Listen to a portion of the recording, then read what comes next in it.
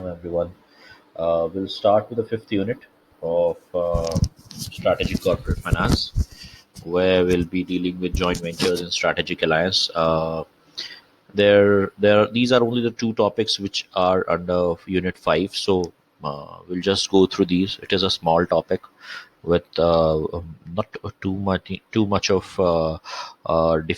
too many of difficulties because we've already covered these things previously in some other syllabus, some other books. So that is not at all an issue. Let us go ahead with the first slide of the unit. Let us start with a joint venture. We already know about these things. We have already discussed about what do you mean by joint ventures, what do you mean by strategic alliance. We studied these things in first unit, first sem, second sem, third sem, now fourth sem also. Joint venture is a business arrangement in which two or more parties agree to pool their resources for the purpose of accomplishing a specific task. So we already know what is joint venture. There are two or more parties that are coming together and they're planning to make something. The best example for joint venture, which is coming into my mind now, is Hero Honda. So that is there now. Characteristics: two or more parties are there. It is always contractual. New market or a new product is to be made. Then joint venture brokers are there who mediate between the two parties. Competition, risk sharing, increase in capital because two companies are collaborating, so there is increase in capital. Development in new technology, technology is developed. Purpose and reason why people go for joint ventures: internal reasons. There can be internal reasons. For example, there is scarcity of fund, or people are not one company is not ready to take that much of risk, and that may be the reason. Then competitive goals: sometimes competition compels, so you have to go because your competitors are going. Strategic goals: sometimes it is strategic, like if you leave one particular company, then that will be taken up by your competitor, and you don't want that this opportunity to go to your competitor, so you take up that project. Then diversification. Also, there may be times when you're already into some business and you're doing good, and now you want to diversify your risk. You want to diversify your risk into some other product, and you want to try something on some other technology or something like that. So that diversification is also another thing. Then transfer of technology, because one party may have the technology which other is not having. The other is may have what may not have what the first one is having, and that may lead to transfer of technology. Then synergies: one plus one in in management, it is not one plus one is not two, it is one plus one is 11. So synergies: when two companies come together, they become more than what they were individual, and then so that leads to their additional strength. Spreading cost and risk. Cost and risk is spreads between the two partners, so that becomes easier for each partner to take that much of cost and that much of risk. Build on company's risk. So the company's risk, that is not the that doesn't has any problem, that can be easily taken up. And types: what are the types? Equity variations: there can be company, there can be partnership, there can be limited liability partnership, there can be venture capital fund, there can be trusts, there can be initial investment vehicles, specific investment special investment vehicles also can be there, which are specific for particular project. And there can be contractual joint ventures as well. So there are mainly two types: equity variation joint ventures and contractual joint ventures. Steps to forming joint ventures: first one is creating potential partners. First of all, find out who's the potential partner, understanding a partner requirement, what is the partner's requirement, what do they want, what are their goals. And determining cultural compatibility, whether our culture, our company's culture will match with the partner's culture. Then communication, relationship building, and finally developing the joint project work plan. So this is the five steps of forming a joint venture. Now, reason for strategic failure in joint venture: why joint ventures fail is because sharing management, biggest problem. People don't want to take bad things; they only want to take good things, and that is where the problem is created.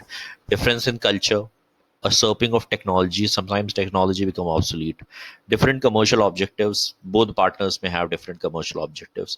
Disagreements to resolve: sometimes fight goes unnecessarily, the fight is extended to that limit that Disagreements, they don't agree to, and they don't understand that disagreements are okay, that is not a problem, and they take it into they make it an ego issue, and then they suffer problem. Extra management time, financing is a problem, lengthy and costly negotiations, and managerial commitment and communications. So these are the things which are the reason for strategic failures in joint ventures. Merits of joint venture: assessing additional financial resources. So you can have additional joint financial resources. Financial resources become double because the other company is also coming up with you. Then sharing the economic risk, widening economic scope fast, tapping new methods, technology, and approach, building relationship with vital contacts. So these are the merits of JV. What are the demerits? Liability. Your liability does not, for example, you sign a joint venture with some other company, then your liability is not restricted to yourself now. It is extended to your partner as well. Now, shared profit, diminishing operational control. You won't have 100% operational control. It will also be some percentage will be taken care of by the partner. Then, undesired outcome of the quality. Sometimes this is a problem. Uncontrolled and unmonitored increase in the operating cost. So sometimes unmonitored increase or uncontrolled increase in operating cost happens, and it is unnecessary increase because sometimes what happens, now there's a lot of money invested in negotiation and these team building and all those things. So operating cost goes on higher side. Let us go for another topic. So that was it with joint ventures. Let us go for strategic alliance. Strategic alliance, also see strategic partnership, is an agreement between two or more parties to pursue a set of agreed upon objectives needed while remaining independent organizations. So here they are not coming together; they are having independent organization, but they agree to upon certain objectives which are needed, and that to be done. A strategic alliance will usually fall short of legal partnership, entity, agency, or corporate affiliate relationship. So they come together. That is not a problem. But the thing is, they agree that they will take some certain decisions together, but they don't come together and make a party. They don't come together and make some company or something like that. Now, characteristics: unique relationships. It is a unique relationship because they have to understand what is the it is very important to understand what is the scope of strategic alliance and to what extent one has to cooperate with another. A specific type of partnering agreement, this is a very specific type of partnering agreement where they agree to act in the same manner in certain position, and formed by several companies. Wider scope, it is in wider scope as compared to joint ventures because it can be of n number of decisions, mutual benefits, flexibility in establishing. So that is there. Then now, purpose and reason of strategic alliance: entering new market, reducing manufacturing cost, developing and diffusing technology, obtaining technology or manufacturing capabilities, reduce financial risk, reduce political risk, achieve or ensure competitive advantage, and vertical integration. Vertical integration means you can easily get integrated with your creditor or debtor, so it becomes very easy, and your supplier. So yeah, it's very easy for the company to integrate with the supplier, set any strategic alliance with your supplier, and get the material at lower cost. And types: joint ventures are a type of strategic alliance. Equity alliance, when equity investments are done. Non-equity alliance, when non-equity investments are done in the form of debts. Diversification alliance, when equity and non-equity form both are used. Focused alliance, when the alliance focuses on a particular issue or a particular decision on a particular sector. Complex alliance, it can be in a number of sectors when they are concentrating, that is known as complex and and consortium, when four or five companies or firms or banks, they're coming together to take decisions on some common ground, that is called as consortium. So joint ventures, equity alliance, non-equity alliance, diversification alliance, focused alliance, complex alliance, and consortium alliance. Now, strategic alliance: planning for strategic alliance. First of all, strategy development. First of all, develop the strategy, what strategy you want to have. Selecting a partner, structuring the alliance, what kind of alliance you want, managing the alliance, reevaluating the alliance. So once you structure the alliance, you manage the alliance with your partner, and then you reevaluate alliance over the period of time, and then you end the alliance or development. Merits: gaining capabilities. You may gain company may gain capabilities which they didn't never possessed, so it is very important. Easier access to target market, sharing the financial risk, winning the political obstacle, achieving synergy and competitive advantage. The in strategic alliance, for example, the biggest thing which is coming in my mind is the alliance between Lloyd's TSB and ICICI Bank. What they're doing is that they're ICICI Bank is using the branches and functions at Lloyd's TSB in UK to establish make sure that the customers of ICICI, they don't face any issue in the UK, and they are able to do their transaction in those branches. So that is helping them. That is reducing their cost. That they are making they've made their customer friendly relations, and all those things are happening. Customers are getting the benefits. Demerits: there can be cultural and language barriers. Uneven alliance: there can be somewhere in an uneven alliance, and lack of trust is there. Damage to goodwill gets damaged if your partner is not working in a better manner. Differences in management styles: there can be companies with different management styles. One may be autocratic, second may be democratic. Similarly, then potential for conflict: there can be conflict. Loss of autonomy, because you are putting yourself into someone else's shoes, so definitely there will be loss of autonomy. Then end: there can be natural end. Simply the alliance ends in over a period of time. Extension: there can be extension of the activities. Premature termination: maybe before some date which was fixed for end, that was uh, if your contract is cancelled before that, that is called as premature termination. Then exclusive continuation: you may not go with all the functions, but some exclusive functions you may continue over a period of time.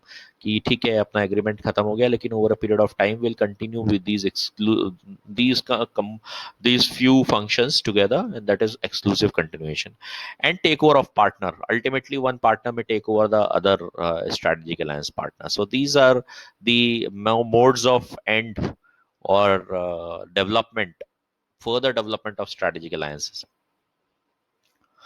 Why strategic alliances fail? Reason for failure: low commitment, inappropriate company culture, poor operating planning integration. Strategic weaknesses: sometimes they are strategically weak, and they are not able to analyze the competition properly. The competitor does something far better than what they do, and they judge their competitions, they judge their environment in a different manner. Poor adaptability: sometimes they are so rigid to adapt to the situation. Too much focus on alliance rather than on customer value creation. This is the biggest problem. When they make alliance, they come into alliance and they think that they have made the alliance, now everything will be good. That doesn't happen.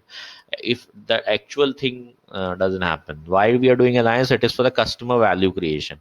And if you're not creating customer value if you're not creating customer value, then yeah, whatever alliance you have, that will be failed.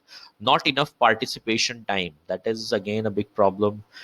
People don't participate. And hidden agenda of parties: also this happens in front. When they're joining some strategic alliance or something, they will show like they are doing it for some other purpose, and in back of the mind, the parties will have something else. They may be going for some other thing, and they want some support or something like that, and then they will tie up with these companies, and after that thing happens, they will break their ties with these companies.